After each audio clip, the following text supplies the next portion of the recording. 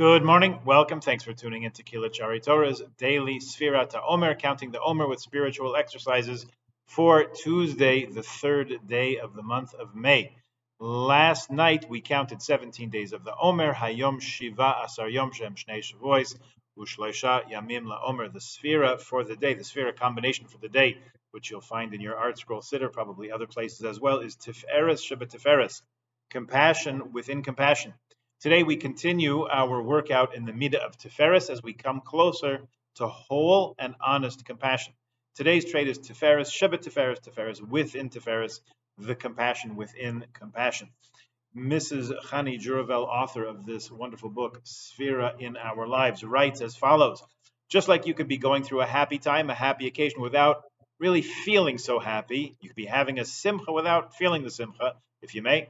So too, you can be giving and acting compassionately toward another without really feeling that compassion in a genuine, honest way. Acquiring Tiferes within Tiferes is an effort that can help us feel compassionate even towards those people who are really hard to feel compassionate toward. We all have those people in our lives. At the same time, we all have those people in our lives whom it's so natural for us to give to. The compassion just flows in a way that makes you feel so you.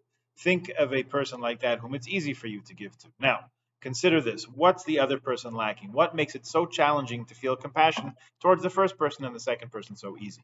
So she has a few possible answers. Bekitzer Nimratz, in very brief. I'll just read you the headlines of each of these three possibilities. One is maybe this way the second person loves to be loved. The form of compassion that they want is the most natural for me to give. I think we're all familiar with the idea of love languages. Some love words, some love touch, some love spending time, some love gifts. Some people like us to do for them. Okay, etc. Possibility number two, maybe I don't feel like that person deserves my compassion. Maybe they don't give enough back. Maybe they just don't acknowledge it. They just don't make me feel like it's worthwhile. And possibility number three, sometimes it's hard to love people who in some way, not that we're necessarily conscious of this, have parts that remind us of parts of ourselves that we don't love that much. They may be parts of us we've rejected, or perhaps they're parts we don't want to believe we have. That is sometimes why it's hard to love another. Okay, very interesting possibilities. All of these, very worthwhile to take a look in here. Today's call to action, the spiritual exercise du jour. Think of someone you have a hard time liking. Think of how they annoy or aggravate you, how they get to you in a difficult way.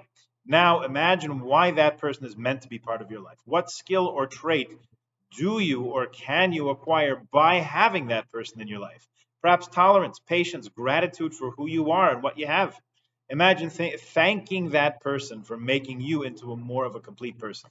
See if that helps you feel more b'shalom, more at peace toward and with them. Certainly good things to think about. Please try to integrate that into your day a little bit. Make the most of it. Have a good one and join us again tomorrow. Bye-bye.